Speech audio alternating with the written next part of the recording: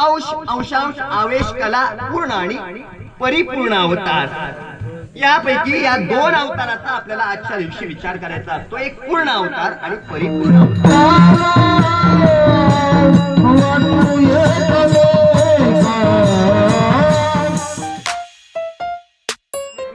Hi friends, good morning. कशा आहात? मजेत आहात ना? तर आज आहे गावचा सेकंड दिवस. तर आज आमच्याकडे आलेत काका, आमचे 2 नंबर काका. हे बघा, मावशीला न्यायला खास करून. काका हाय करा. मामा मावशीला न्यायला नाही, सॉरी 2 दिवस राहायला आलेत काका. 2 दिवस थांबणार आहेत. बघू शकता किती गडबड आहे घरी. पाणी पडलाय. तर मित्रांनो, सकाळचा नाश्ता, सकाळची न्यागी फोडणीचा भात बघा. या मग तुम्ही पण खायला फोडणीचा भात. विनता आहेच, तुम्ही पण या. त्याच्यात तुला चिकन फ्राय राईस आणतात हो आल्या.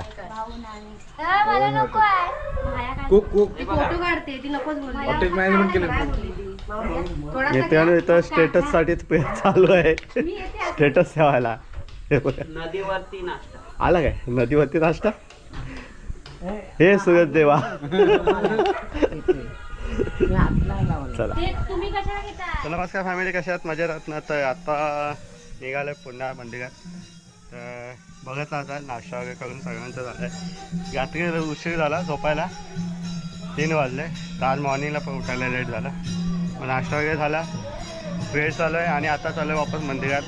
आज आहे शेवटचा दिवस, अखंड हरिनाम सप्ताहाचा शेवटचा दिवस आहे आज.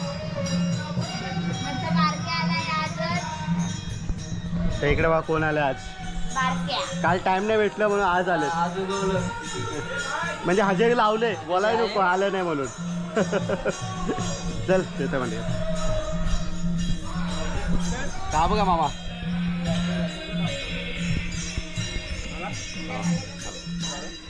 तर मंदिरात चाललोय, शेवटचा दिवस आज अखंड हरिनाम सप्त्याचा. तर यश पण आलाय. मंदिरात जायचं सोडून इकडे आल्यावरती कॅमेरा बघून आलो. कॅमेरा बघून आला. व्हिडिओ मध्ये दिसलं पाहिजे. तर चला, मंदिरात कीर्तन चालू झालंय. आमच्या ह्याच्यात काल्याचं कीर्तन बोलतात, ते तर सुरू झालंय. आणि पूजाही देखील आहे, तर त्याच्यासाठी निघालो आहे. तर चला, पूजेचा पाय पडूया आणि कीर्तनाला सहभागी. हे बघा, हा सिद्धू आणि तो ए जा पुढे या. ता तुषार.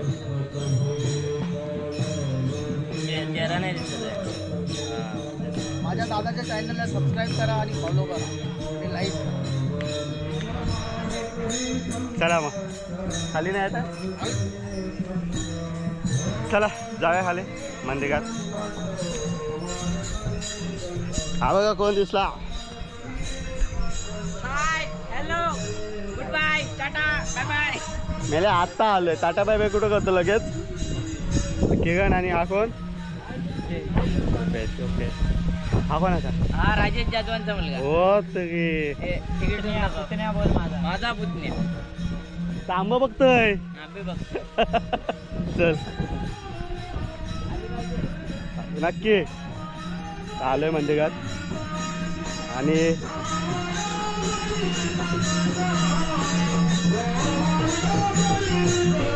इकडं काय करतोय सुनीलदा?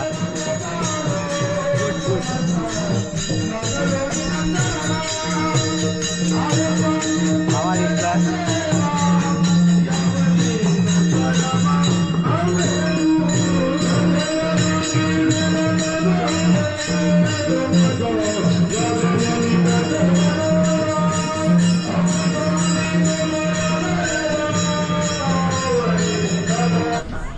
महाराज म्हणतात तो काला, त्या काल्याचा अधिकार केवळ आणि केवळ गोपाळांनाच होता, वैष्णवांना आहे. मला का आम्हाला सुद्धा काला पाहिजे, आम्हाला सुद्धा काल्याचा अधिकार आहे ना. महाराज म्हणतात त्या गोपाळांनाच काला घेण्याचा अधिकार आहे. त्याचं कारण सांगतात, त्या गोपाळांनी आपल्या जीवनामध्ये कृष्ण परमात्म्याशिवाय दुसरं काही केलं नाही. संसार करत असताना केवळ आणि केवळ त्या भगवान परमात्म्याचं नाम चिंतन करावं. आणि नामचिंतन करता करता स्वतः काय व्हावं तर कृष्ण स्वरूप व्हावं. श्रीमंत श्री जगन्नाथ तुकोबा म्हणतात त्या गोपाळाने भगवान परमात्म्याला आपल्या कंठामध्ये धारण केलं. कंठी धरिला कृष्णमणी, त्याने भगवान परमात्म्याला आपल्या कंठात धारण केलंय. दिवस रात्र त्या भगवान परमात्म्याचं नामचिंतन चाललेलं आहे आणि केवळ त्यांना भगवान परमात्म्याचं स्वरूप दिसू लागलं महाराज. अशी त्यांची अवस्था झाली. महाराज म्हणतात त्यांनी कंठामध्ये भगवान परमात्म्याला धारण केलं. कंठी धरला कृष्णमणी अवघाजनी प्रकाश. त्याच्यामुळे झालं असं की त्यांना हे जग कृष्णमय दिसू लागलं. अवघाजनी प्रकाश. त्या गोपाळांच्या संगतीने भगवान परमात्म्यानं काला केला. महाराज म्हणतात तो काला एकट्यानं खायचा नसतो, तो आम्ही एकमेकांना काय केला वाटला. काला वाटू एकमेका. काला एकमेकांना वाटायचा आहे, पण इथं अधिकार परत्वे वाटावा लागतो. वैष्णवनिका संभ्रम. हो, स्वच्छ अंतःकरणाचा वैष्णव असेल ना त्याला या काल्याचा अधिकार आहे आणि त्याला तो काला द्या. महाराज म्हणतात काला वाटू एकमेका वैष्णवनिका संभ्रम. हा काल्याचा अधिकार या मृत्यू लोकांमध्ये केवळ या वैष्णवांना आहे. हा काल्याचा अधिकार माझा नाही. आणि म्हणून वाकुलिया ब्रह्माधिका. हे गोपाळ काय करायचे, हा काल्याचा अधिकार ब्रह्मदेवाला नाही, पण ब्रह्मदेवाला सुद्धा वरून पाहावं काला आम्हाला प्राप्त होतो का. पण त्यांना काल्याचा अधिकार नसल्यामुळे ते गोपाळ काय करायचे, तो काला घेतल्यानंतर तो काला त्या दिव्य देहधारी ब्रह्मादिक सर्व इंद्रादिक देवता जी आहेत ना त्यांना तो काला दाखवायचा, फक्त दाखवायचा, त्यांना द्यायचा नाही, त्यांना चिडवायचे. वाकुलिया ब्रह्मादिका उत्तम लोका दाखवू काला वाटू एकमेका वैष्णवनिका संभ्रम. महाराज म्हणतात की या मृत्यू लोकामध्ये या भूमंडलामध्ये काला खाण्याचा काला घेण्याचा अधिकार फक्त आम्हाला असल्यामुळे आम्ही मात्र कसे आहोत. हो, तुका म्हणे भूमंडळी आम्ही बळी वीर गाढे.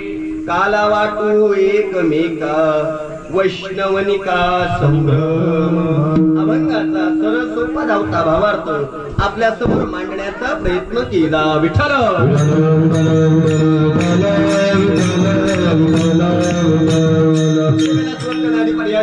साध्य कर्तव्य कशा निमित्ताची आजची नामचिंतनाची सेवा आहे.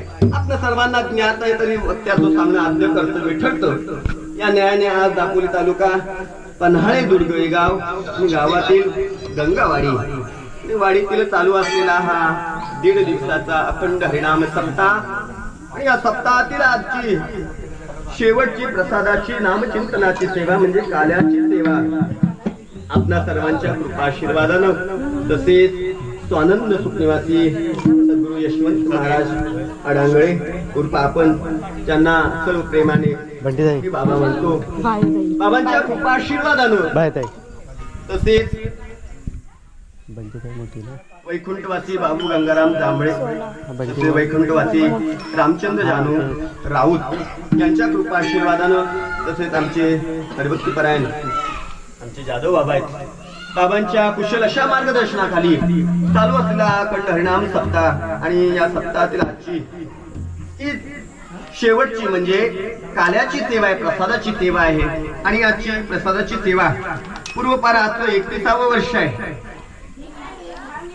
बाबांनी सुरुवातीला काल्याची सेवा करावी आणि बाबांच्या नंतर ही नामचिंतनाची सेवा, ही काल्याची सेवा परमश्रद्धेय आदरणीय हरिभक्तीपरायण प्रकाश महाराज बेकरे महाराजांची ही नित्यनेमाने असणारी सेवा.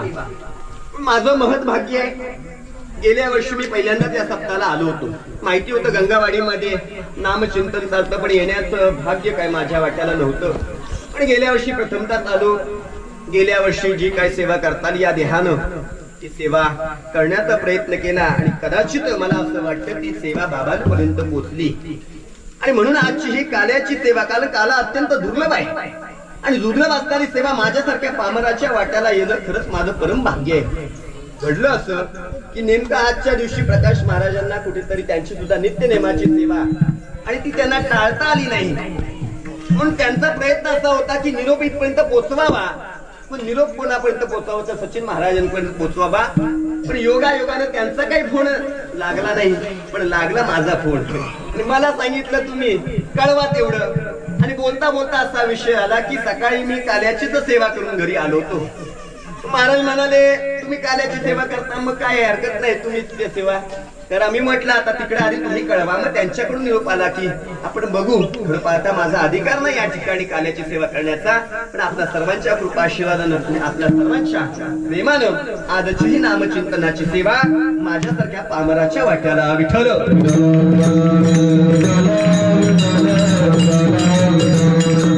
आज आपण बघू अंशांश आवेश कला पूर्ण आणि परिपूर्ण अवतार. यापैकी या दोन अवताराचा आपल्याला आजच्या दिवशी विचार करायचा असतो. एक पूर्ण अवतार आणि परिपूर्ण अवतार. पूर्ण अवतार प्रभू रामचंद्र आहे आणि परिपूर्णतम अवतार भगवान कृष्ण परमात्मा आहे. भगवान कृष्ण परमात्मा परिपूर्णतम अवतार आहे.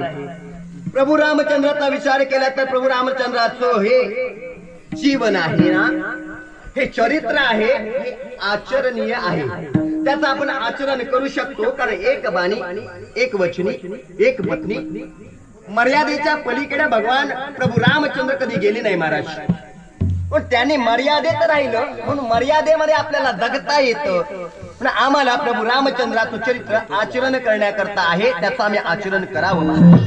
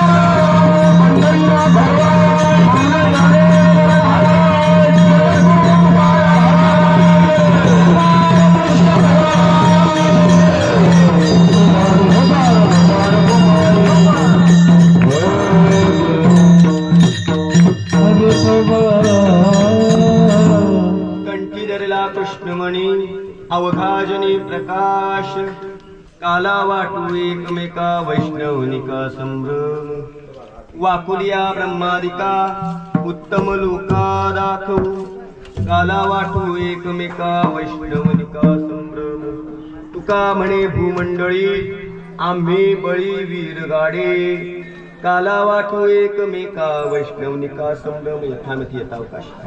अभंगाचा धावता वावरता आपण पाहिला. आता उरलेल्या काही 5-10 मिनिटांमध्ये आपण भगवान परमात्म्याने गोकुळामध्ये जे चरित्र केलेलं आहे त्या चरित्राचा केवळ थोडक्यात आपण काय करणार आहोत, उच्चार करणार. विठ्ठल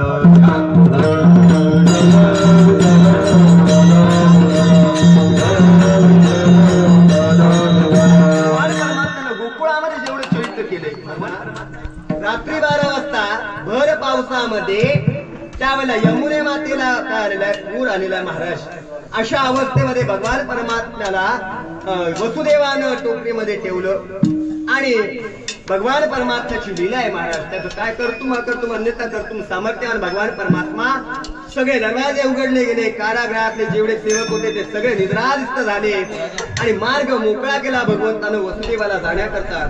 वसुदेव बाहेर आला, यमुने मातेला पूर आलाय.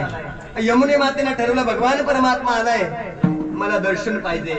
मग काय करावं, यमुने मातेनं वर यावं.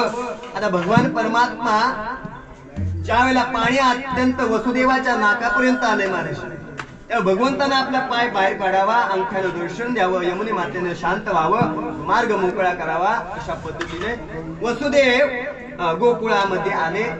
त्या ठिकाणी नंद यशोदेच्या वाड्यामध्ये भगवान परमात्मा त्या ठिकाणी ठेवलं महाराज. वसुदेव परत निघून गेले. इकडे भगवान परमात्मा या गोकुळामध्ये मोठे होऊ लागले. भगवान परमात्मा त्याला मारण्याकरता त्याच्या अवताराच्या आधीच सगळी नियंत्रण योजना झाली होती महाराज. कारण या कंसाला जी आकाशवाणी झाली त्या आकाशवाणीनं सगळं सांगितलं होतं का तुला मारणार आता कुठे आहे, गोकुळामध्ये आहे.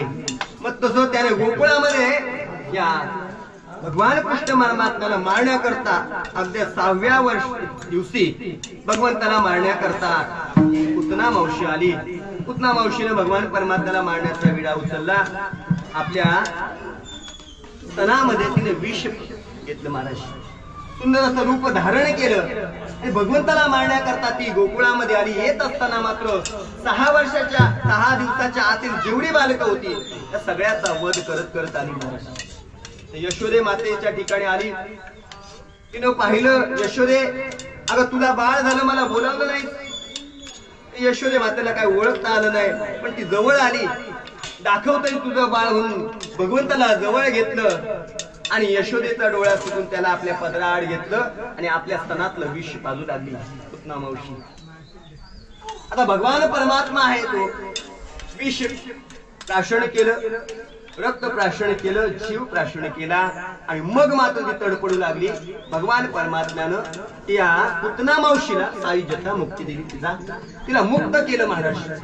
भगवंताला मारण्याकरता आलेली पुतना मावशी भगवान परमात्मा इतका दयाळू आहे, कृपाळू आहे की त्याला मारण्याकरता आलेल्याला सुद्धा तो काय करतो, मोक्ष प्रदान करतो. आम्ही जर त्याची शरणांगती पत्करली आम्हाला मोक्ष नाही देणार का, तो देणार महाराज.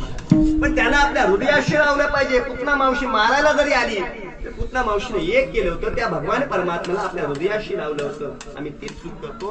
आम्ही भगवंताला हृदयाशी लावत नाही, आम्ही संसाराला हृदयाशी लावतो. ज्याला लावायला पाहिजे त्याला आपण लावत नाही.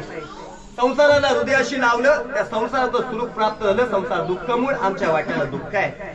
भगवान परमात्मा सुखरूप असल्यामुळे पुतना मावशीनं भगवंताला जवळ केलं, त्याला आपल्या हृदयाशी लावलं. भगवान परमात्मा सुखरूप असल्यामुळे पुतना मावशीला सुख प्रदान करून दिलं महाराज. त्या भगवान परमात्म्याला हृदयाशी लावलं पाहिजे. भगवान परमात्म्यानं करता करता करता अनेक राक्षसांचा वध लहानपणीच केला. मग करता करता त्या गोकुळामध्ये भगवंतानं अनेक पुड्या कराव्या. त्याचं कारण आहे त्या गोकुळामध्ये जे निर्माण होणारं दही दूध आहे ना, हे दही दूध मात्र त्या तिकडच्या त्या गोपाळांना प्राप्त होत नव्हतं. मग ते जात होतं मथुरेला. मथुरेला हे सगळं विकायचंय, कारण त्याचं एक आहे ते मथुरेला विकल्यानंतर धन प्राप्त होतं. आणि या सगळ्या गोपाळांना धनाची आशा होती महाराज. आणि त्याचं झालं असतं, या गोपाळांना ताक मिळायचं महाराज. जे आसार आहे, सार असणार हे दही दूध लोणी सगळं बाहेर जायचं आणि ते राक्षस मात्र बलाढ्य होत होते त्याच्यावरती. भगवंतानं विचार केला, हे आमचं आहे ना, ते आम्हाला मिळालं पाहिजे आणि त्याच्याकरता आम्ही उठाव करावा. भगवंतानं आपली युनियन तयार केली, सगळ्या गोपाळांना जवळ केलं, सांगितलं हे चालायचं नाही. आधी 1-2 वेळा त्यांना सूचना दिल्या, हे आमचं आहे, आम्हाला मिळालं पाहिजे, याच्यावरती आमचा अधिकार आहे. आणि आम्ही प्राशन केल्यानंतर जे काही शिल्लक राहील ते तुम्ही विकायचं महाराज. आपण सुद्धा शेती करतो, शेतकरी आहोत. आम्ही सगळं सरसकट विकत नाही, मग आमच्या बाळांसाठी, मुलांसाठी, आपल्या परिवारासाठी आपण काढून ठेवतो आणि ज्यातून ते शिल्लक राहील ते विकतो. आता आंब्याचा सीझन आहे, सगळाच आंबा आम्ही विकत नाही, मग आमच्या बाळासाठी आम्ही ठेवतो ना, घरासाठी ठेवले आणि जे शिल्लक राहिले ते आम्ही विकलं. पण या गोपाळांचं तसं नाही. हे जे होते ना गवळी, यांनी काय केलं, पैशाच्या पायी सगळं विकू लागले. यांना काय मिळत नव्हतं. मग मात्र भगवंतानं काय केलं, आता हे असं देत नाही ना, मग आपण चोरी करायची.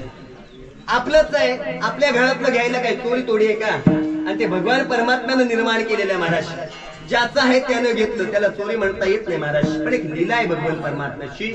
त्याने गोपाळांना एकत्र केलं आणि त्याने अनेक खोड्या करावा. प्रत्येक गवळींच्या घरामध्ये जावं, माठमट्टी फोडावी, ते दही दूध राशन करावं. असं करता करता अनेक त्या खोड्या त्या भगवान परमात्म्याच्या यशोदे मातेपर्यंत घरामध्ये येत होत्या. यशोदे मातेला सुद्धा प्रचिती आली, नाही नाही माझं बाळ काय ते खोडी करतंय. मग आईनं काय करावं, सांगती यशोदेसी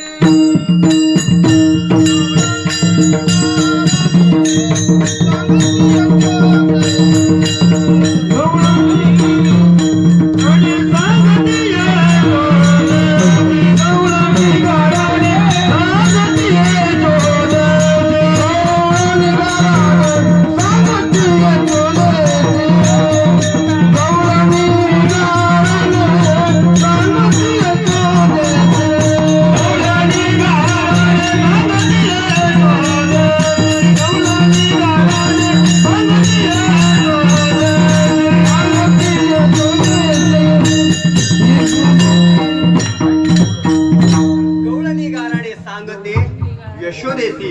या गवळणी यशोदेला आपलं गाराणं सांगायला आल्या की बाई तुझा उत्कृष्ट फार खोड्या करतो, आता आम्हाला काय सावत नाही, आम्ही राहावं की निघून जावं.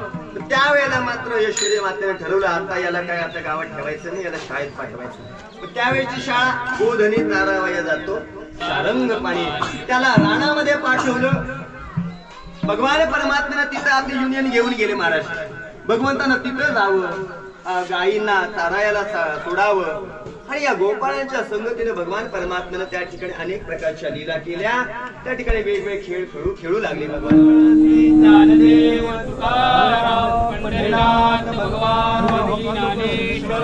प्रकाश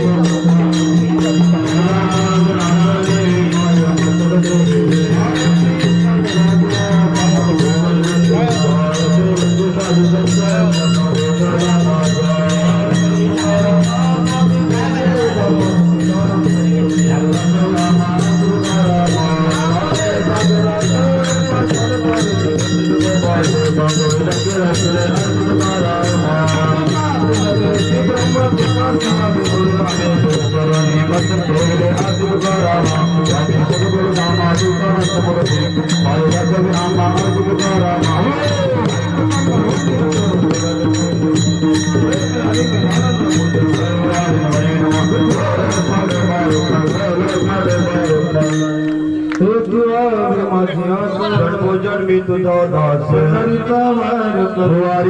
नेते हरे संगे सर्व काळ अखंड प्रेमाचा सुकाळ चंद्रभागी स्नान तुका मागे हेचे वारी तू कोणे थे हरे परीक्षे भागत कोणा माझी सगळा हरीच्या दासपतीची बाधा न कोणे काळी संत मंडळी तुके संस्काराचा वरण लागोराचा माझी विष्णुदासा भाविकाशी मनी तया सावे कल्याण रामकी निदान पांडुरंग बाधा न कोणे काळी संत मंडळी सुखी असो मदनेती तुझा प्रत्याहे देश तरी पाये पांडुरंगा या संतांची निर्विहेचे मग देई आणि तुझे काही मागो देवा तुझा आता उदारत हो माझे विपाई संतांचे या संतांची निर्विहेचे मज देई आणि तुझे काही मागो देवा देव तुका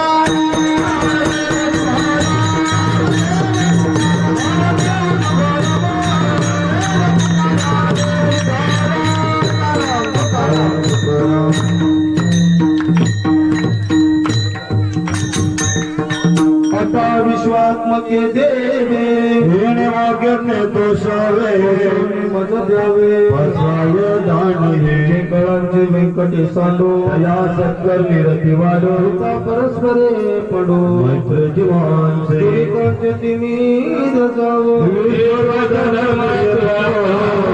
जीवांची लखोते लावो सिद्धे सकळ मंगळी ईश्वरणी पाय मांडळी नवरता भूमंडळी कल्पतरूंचे आरव जे अर्णव जे लांछन सदा सज्जन सर्व सुखी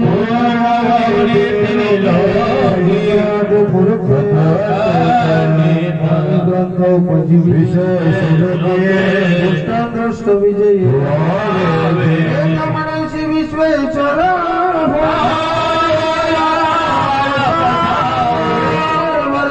ज्ञानदेव ज्ञानदेव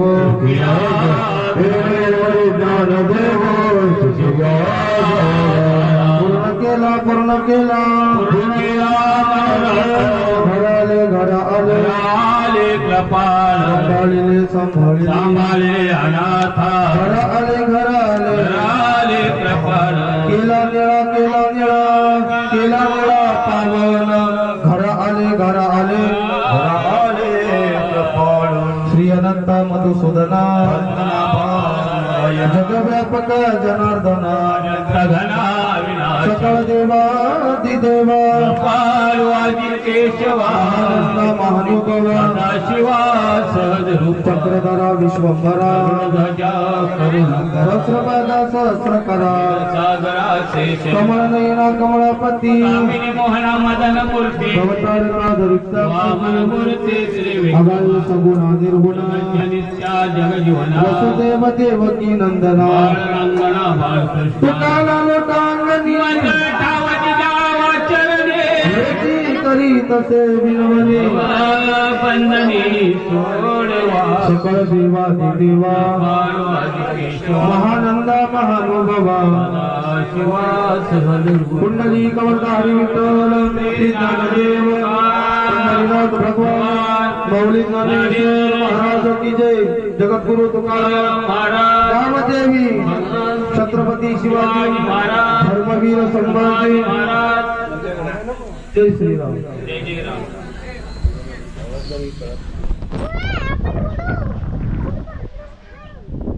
तर मित्रांनो वातावरण बघा लगेच चेंज झालं आहे. काही क्षणापूर्वी असं ऊन होतं की विचारू नका, घाम नुसतं वाहत होतं आणि आत्ता बघा पूर्ण काळोख केलं आहे. आणि इकडे ढगं बघा कशी आले, ढगं जमलेत वरती, हवा सुटले, पूर्ण थंड झालं वातावरण, थंडावा भेटला. ते तो पाऊस येईल का वाटतंय? येईल वाटतंय, हवा सुटली ना. अविनाश सत्याचा आजचा शेवटचा दिवस होता तर तो संपला आहे. तर मस्त गेले, कधी गेले हे 2 दिवस समजत नाही आहे सप्त्याचे. तर तुम्हाला व्हिडिओज आवडल्याच असतील ना, असं नाही, आवडले असतील तर नक्की लाईक करा, आणि नसेल आवडलं तरी डिसलाईक केलं तरी चालेल, काही हरकत नाही आहे. ज्यांना आवडेल ते लाईक्स, ठीक आहे. आणि सांगायचं म्हणजे मुंबईला रात्री 10 वाजता गाडी आहे खेडमधून. तर 6 वाजता निघेन. आदित्यला सांगितलं आहे वाकोलीपर्यंत मला सोड, कारण 5ची गाडी आहे, पण एवढ्या लवकर जाऊन बोलू करू काय. तर 6 वाजता त्याला सांगत आहे, 6 वाजता, कारण की रात्री रिटर्न यायला इथं अजिबात गाड्या नसतात. पूर्ण रोडला कालोख असतो, तुम्ही तर रोड बघितलाच असाल, काहीच नाही आजूबाजूला, तर पूर्ण कालोख असतो. तर तो त्याला सांगता 6 वाजता, म्हणजे तो रिटर्न उजेडातून येईल बघत, लवकर येईल. तर 10 वाजताची गाडी आहे खेडमधून, आजचा निघायचं आहे. मी एकटाच निघतो आहे, बाकीचे आहेत तिथे, त्यांना सुट्टी आहे, माझी सुट्टी संपली. उद्या एक जॉईंट व्हायचं गावाला. तर हवा मजबूत सुटला हे बघा. आणि हे इकडे हवा एवढी सुटली की हे इथे मोडलं. इथे वापस आहे बघा, इथे पण वाकलंय. या इथे एवढी हवा सुटलेली. तर आता थांबले हवा. असं वाटलं की पाऊस येईल पण नाही येत आहे, तर थांबलं.